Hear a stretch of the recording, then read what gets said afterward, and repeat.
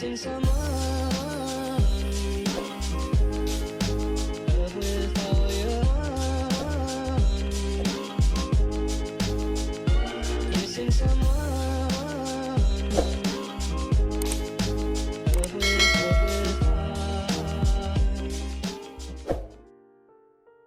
What's up, guys? Welcome back to my channel. So this week I have a creative color transformation for you. So this client is wanting to go kind of like on the pastel pink and purpley side, and she showed me a picture of pastel colors, but I let her know that pastel colors really doesn't last that long. So since pastel colors don't really last that long, I would say they probably last about maybe up to 2 weeks depending on how well you take care of it. But I usually tell my clients that pastel colors wash out very quickly, so I give them the option to do something a little bit more vibrant. That way they can enjoy the brighter tone as it fades out into the pastel tone and have the color last a little bit longer. So this client usually sees me about every 4 months for a root retouch. We usually do like a silver or a violet type of gray tone on her, but today she wanted to dive into like more pastel pinks. So after I highlight her, I am going to be putting on a semi overlay to create like a really light and bright pink that will fade into a beautiful pastel pink tone. So for my lightener, I am using the Blonde Me Schwarzkopf, and my first bowl is going to be a first bowl of 6 and 20 volume equal parts, and I mix my bleach 1 to 2 with the developer. So I normally start out my highlight if we're doing like a full weave highlight right at the nape. I'll do like a few detail highlights so that way when she brings her hair forward, she sees a lot of color around her neck. And then after that, I'm going to just continue up doing like slicing pattern throughout the rest of her head to give her a more full color look. So since this client only sees me about every 4 months or so, this is when I would definitely just do a full every time she comes in because she waits a little bit longer. If a client was coming in every 10 to 12 weeks, which is like 2.5 to 3 months, then we could do a partial in between, but usually clients who wait about 4 months definitely need a full highlight retouch.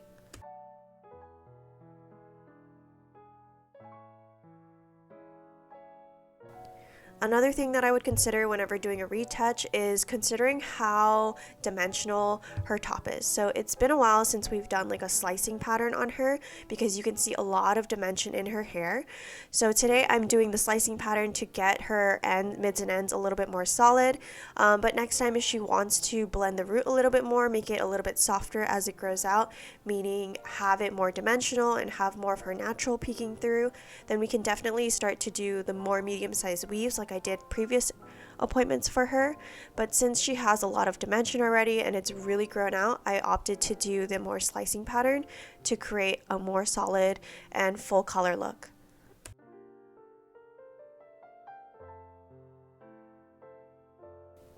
So after using that first bowl of 6 and 20, I'm going to just use 20 volume for the rest of the head. That way I feel like the lower volume bowl in the beginning will catch up to the rest.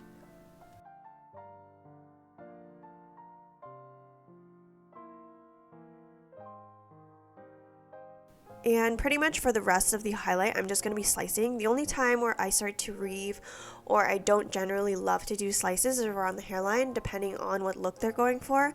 But this client likes a pretty soft grout, so around the hairline, and since she also has a fringe, I'm going to be doing a weave pattern rather than a slice.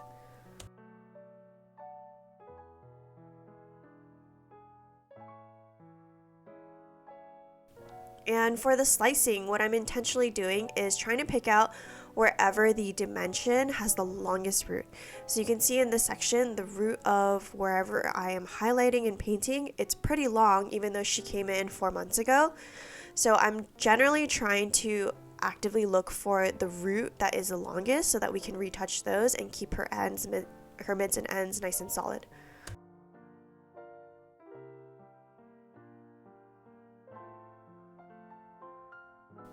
So to create that like nice lift-in look where the ends of the balayage are generally solid, it's good to do this type of slicing pattern every so often to keep the ends nice and bright. unless they're going for the look that they want to be more natural and dimensional. But she likes the look where the ends are pretty solid and then the roots are a little bit more blended. So we only do this type of slicing pattern every so often, and then later, since we did such a full color today, next time if she wants the grout to be a little bit softer, more dimensional, we can definitely do a softer weave.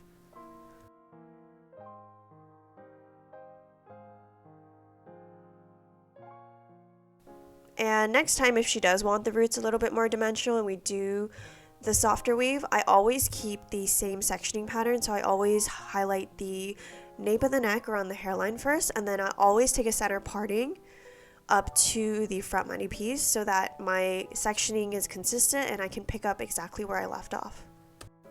So now that I've reached the front hairline, so since she has a fringe, I am just going to be weaving up until the end of her fringe. If she didn't have a fringe, I would probably do, if they're looking for a soft, bright money piece, I would probably do a weave, slice, then weave. If they're wanting something that is more solid and bold money piece, I'd probably do 2 slices and then a weave, just depending on what they want. But generally, if they always like have a fringe, I'll just do weaving so that it looks more blended and cohesive.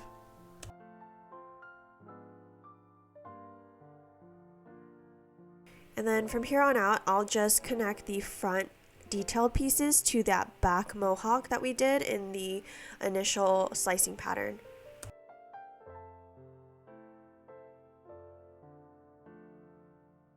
So once I've already weaved out all of her bang area, I'm going to go and continue back to doing slices once I reach the back of the other part.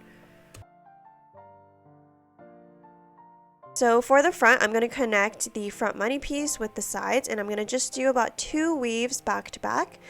And then after these 2 weaves, I'm going to connect the front and the back nape foils with a little weave right above the ear.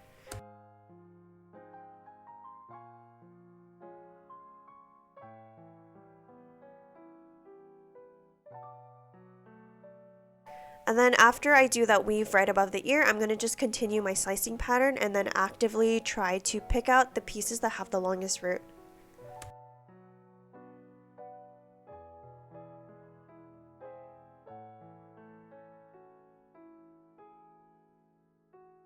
And that's generally how I will connect the front and sides, and I basically just continue the same exact weave pattern on the other side of her head.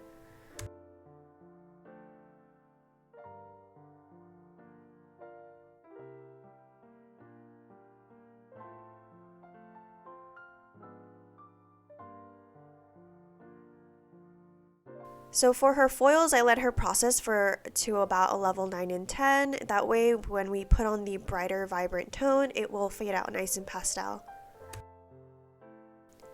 So now that she's at the level that we want, we quickly blow dried her, and now I'm going to be putting on her semi.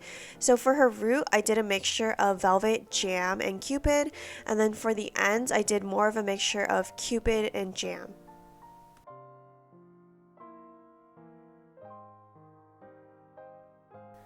So as I apply these semis, I am actively sectioning out her fringe. I'll do that part last, so I'm going behind and just basing her.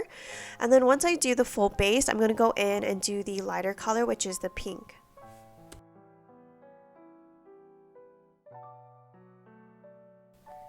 Once all of the semis are applied, I like to process her for about like 25 to 30 minutes, and then I rinse her with ice cold water and just do a little bit of conditioner on the ends just to hydrate.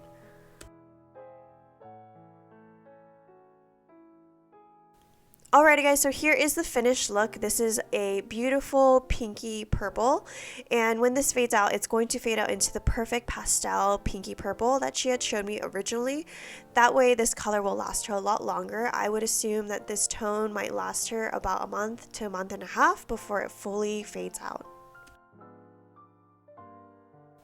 Alrighty guys, that is it for this week's episode. Thank you guys so much for watching and tuning in, and as always, I will talk to you guys next week.